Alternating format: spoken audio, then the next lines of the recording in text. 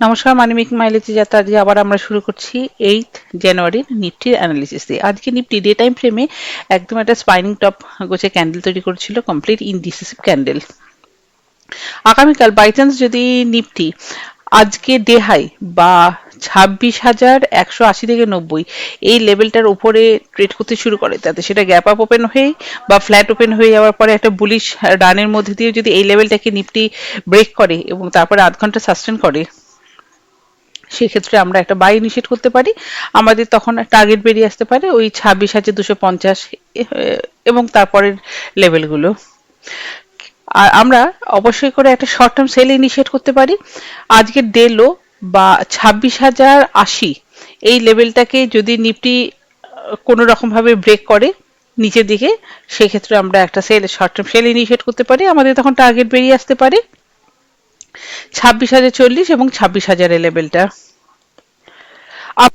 আবার আমরা একটা শর্ট ইনিশিয়েট করতে পারি বা পুট সাইডে কাজ করতে পারি। বাই চান্স যদি নিফটি 25,980 এই লেভেলটাকে ডিসাইসিভলি ব্রেক করে, সেক্ষেত্রে আমাদের কিন্তু বড় একটা টার্গেট বেরিয়ে আসতে পারে।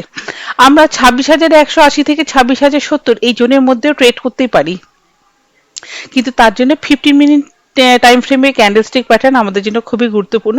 সেটা আগে থেকে অ্যানালিসিস করে এই জোনটার মধ্যে কাজ করাটা বেশ কঠিন, অন্তত এই আনসার্টেন বাজারে।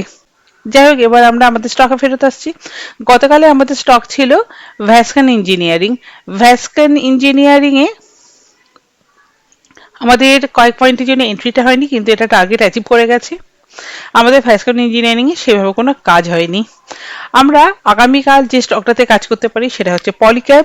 পলিক্যাব আমরা 7,868 থেকে 70 এই লেভেলের মধ্যে এন্ট্রি নেওয়ার চেষ্টা করবো। এন্ট্রি হয়ে গেলে আমাদের স্ট্রিক স্টপ লস হচ্ছে 7,800, আর আমাদের টার্গেট বেরিয়ে আসতে পারে 8,000 লেভেলটা, 8,000 থেকে 8,010।